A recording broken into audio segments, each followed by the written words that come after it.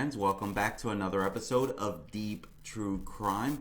I'm Manny Rodriguez. Thank you so much for joining me. In today's episode, we're going to update you on the Orsolya Gaal mystery. An arrest has been made. They have a person in custody for this death. So a suspect was charged today with the brutal slaying of Queen's mom, Orsolya Gaal, with multiple sources telling the Post he was the handyman ex-lover. David Bonola, 44, was taken into custody and charged with murder, criminal tampering, and criminal possession of a weapon over the brutal weekend stabbing. Multiple sources said that Bonola was the handyman thought to have also been Gaal's lover, and that he gave a full confession after his arrest. He was picked up thanks to a pair of blood-soaked boots left at Gaal's stately Forest Hills home after she was stabbed nearly 60 times in the early hours Saturday, April 16th. Bonola, he's from Richmond Hill. No prior arrests, according to cops. Orsolya, 51 years old, went out to a show at Lincoln Center with some friends Friday evening, and then hung out at a bar in her neighborhood, seemingly as if expecting to meet someone who never showed up. Once home, she was repeatedly stabbed and then stashed in a black Bauer hockey bag similar to one belonging to her kids. And as you can see in this grainy video from a neighborhood doorbell camera that caught a mysterious figure lugging the bloody duffel bag away from the Gaal home around 4:30 in the morning. A local resident walking his dogs found her remains about 4 hours later. Police quickly suspected that the killer knew Gaal since there were no signs of a break-in and because the violence suggested it was personal and fueled by anger specifically toward her. They focused on her handyman, understanding that he had a romantic relationship that went south. Bonola confessed that he struck her after an argument. Now, it is not clear if Bonola has entered a plea or retained an attorney yet, but the grisly crime came to light on Saturday just after 8 a.m. There you have it, my friends. So David Bonola, 44 years old, is charged with her murder. We will continue to update you as we learn more.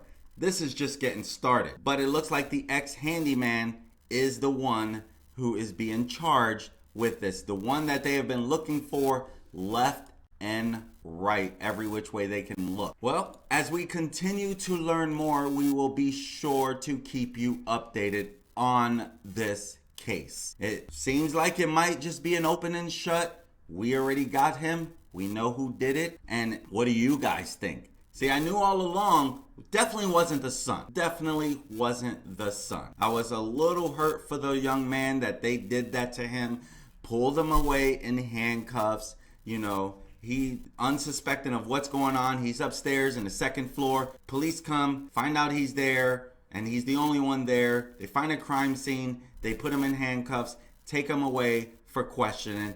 It wasn't him. Doesn't look like the husband had anything to do with it as well. So that was all legit. He was away with the 17-year-old. I know a lot of people were talking about all the circumstances surrounding this. So one thing we do know is that it was someone who knew the family. It was someone who she was having an affair with. Now, again, that stuff shouldn't lead to murder, but you are taking risks when you're doing something wrong. We don't know what those risks are.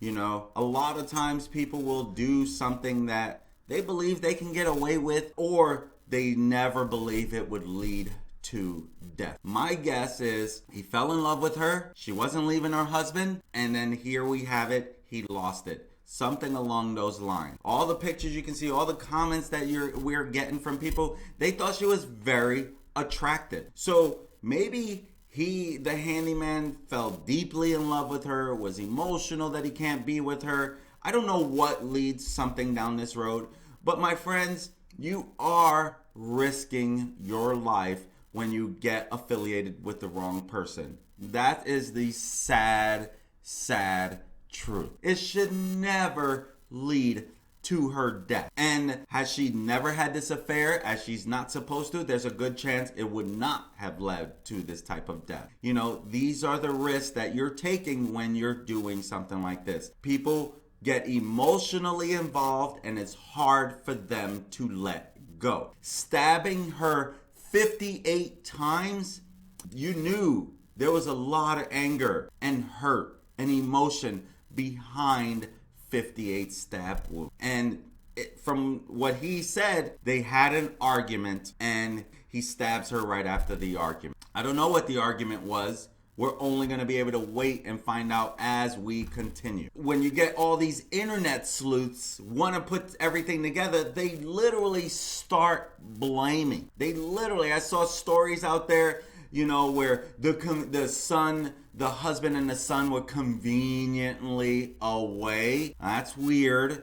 You know, it's so easy for people to put stuff together. We gotta be careful with that as well. You know, I'm learning as I'm reporting as well on how I phrase things, how I say things, how I get convicted in thoughts. You know, like the Barry Morphew case. I truly believe he knows a lot more. But right now, he's not even facing any more charges, right? But I believe he knows more on what happened to his wife. We have to be careful when we're putting stuff out there. I literally was seeing so many, you know, internet sleuths coming up with stuff, how the husband and older son was conveniently away. That was weird, right? You know, if you look at I heard people saying if you look at Facebook pictures, you see a change in personality and all that stuff with the oldest son and how he's growing. Maybe he had something to do with it. Like, it's amazing how much people will just throw stuff out there.